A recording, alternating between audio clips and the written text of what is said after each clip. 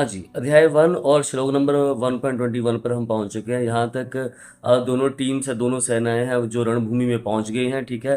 दोनों तरफ से बिगुल बज चुके हैं, शंख बजा दिए हैं, युद्ध बस आरंभ होने के लिए स्टार्ट मतलब रेडी है, ठीक है? और इतने में श्लोक नंबर 1.21 में अर्जुन कह रहे हैं कि मैं श्लोक लिख दूँगा इधर, ठीक है? पढ़ना नहीं आता। कि अर्जुन कृष्ण को कह रहे हैं कि मेरे रथ को दोनों सेनाओं के बीच में ले चलो, मतलब कि सेंटर में ले चलो, ताकि मैं भी देखना चाहता हूँ कि कौन मेरे खिलाफ लड़ रहा है, ठीक है? तो यहाँ अर्जुन अपने सारथी कृष्णा से कहते हैं कि वो दोनों सेनाओं के बीच में जाना चाहते हैं, ठीक है? और इसके जो कह सकते हैं लाइफ कनेक्शन ये है हमारी लाइफ का कि जीवन में जब बड़ा निर्णय लेना होता है तो हमें बीच में खड़े होकर दोनों पक्षों को देखना पड़ता है और ये ज़रूरी भी है, ठीक है? तभी हम निष्पक्ष फैसला कर सकेंगे।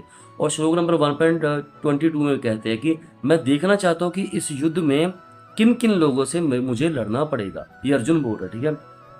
और सारथी जी ले गए तो उधर जाके जब देखा तो भाई फिर तो आपको पता ही आगे क्या हुआ ना।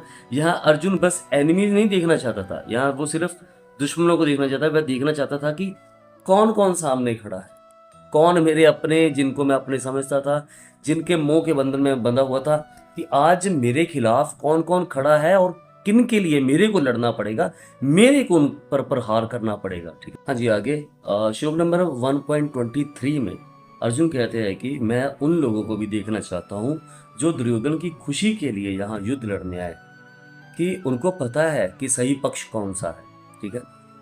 जिन लोगों को कभी कभी पता होता है लेकिन वो कमिटेड होते हैं कि मैं गलत साइड से ही काम करूँगा, गलत साइड से ही मैं तुमको मारूंगा, पता होने के बावजूद कि जो लोग एक्चुअल जानते थे कि यहाँ पर सही कौन है गलत कौन है, और फिर भी जाके वो दुर्योधन की साइड में खड़े हैं। यहाँ अर्जुन समझ रहे हैं कि कुछ लोग सिर्फ लॉयल्टी के दबाव में लड़ रहे हैं। ये एक बहुत छोटी लाइन है कि कुछ लोग सिर्फ लॉयल्टी के दबाव में लड़ रहे हैं, कि सिर्फ हम तेरे लिए लॉयल हैं, तू हमारा मालिक है, तेरे लिए हम लाशों को ठिकाने लगाएंगे। मतलब वो जानते हैं धर्म यही होता है कि अगर तुम सत्य के लिए खड़ सकते हो अपने घर वालों के खिलाफ, माँ बाप भाई बहन किसी के खिलाफ, तो तभी तुम कृष्ण जी के मार्ग पर चल सकते हो। अगर तुम नहीं खड़ सकते, अगर तुम्हें अपने घर में वो चीज़ें आंख मूंद लेते हो, बंद कर लेते हो, ऐसे मेरे को तो दिखता ही नहीं है भाई, मैं तो अंधा हूँ, कुछ भी होता है होने दो, दूसरों के लिए आगे खुल जाती है, तो तुमसे बड़ा तकमीना कोई नहीं है।